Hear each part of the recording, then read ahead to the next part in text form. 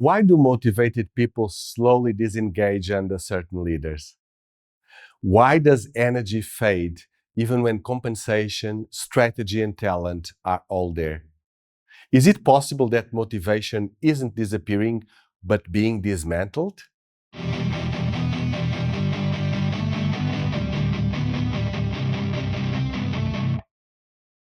Motivation doesn't die. It is systematically dismantled, not in dramatic collapses, in repeated behaviors that erode trust, autonomy, fairness, and psychological safety.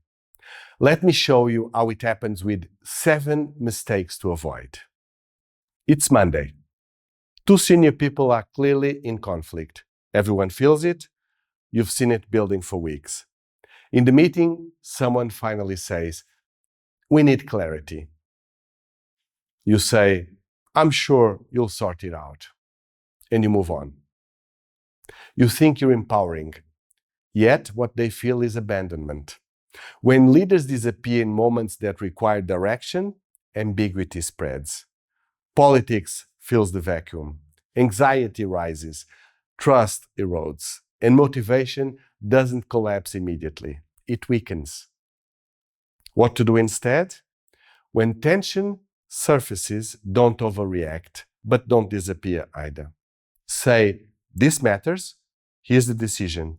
Here's what changes. We review it in 2 weeks." Presence in the face ambiguity restores stability. Quarterly review.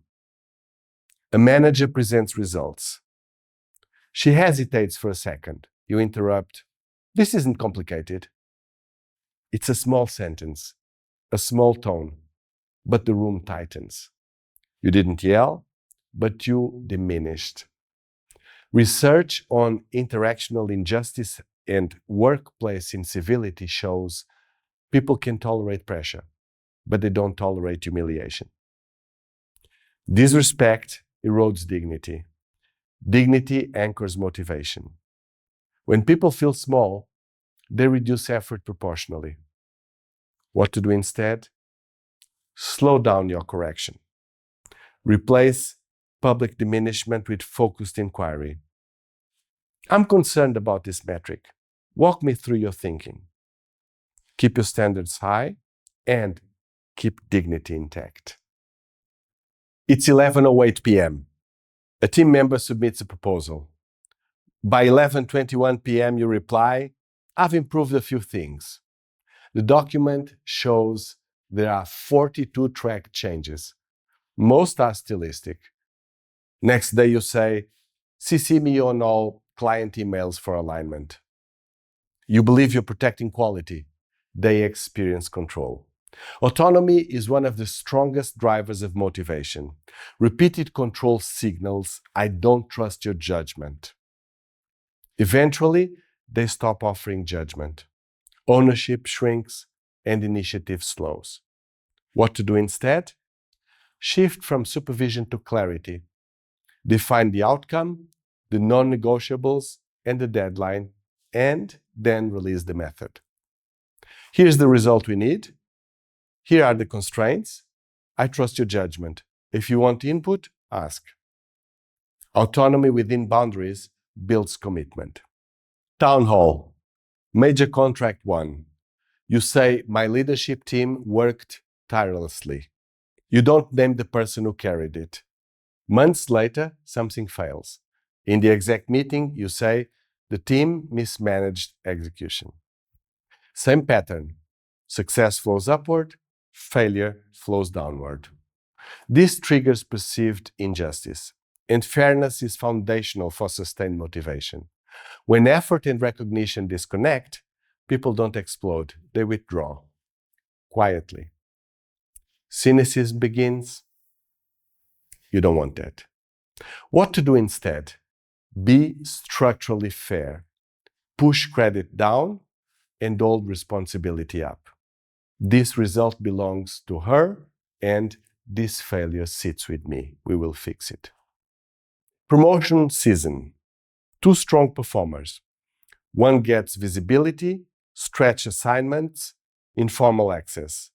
The other gets solid work. invisible work. No criteria explained. The same 3 people get the informal dinners. Information flows selectively. You don't call it favoritism, but they do.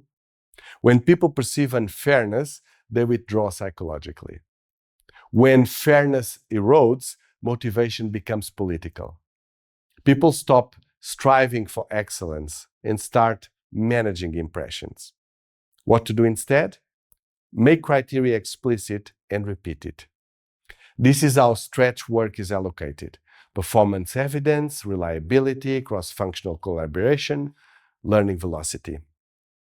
Transparency prevents energy from becoming politics. A manager makes a bold call with a client. It doesn't go perfectly. In the leadership meeting, you replay the mistake. How did you not see this risk? The room goes quiet. And in that silence, the lesson is learned. Don't take initiative.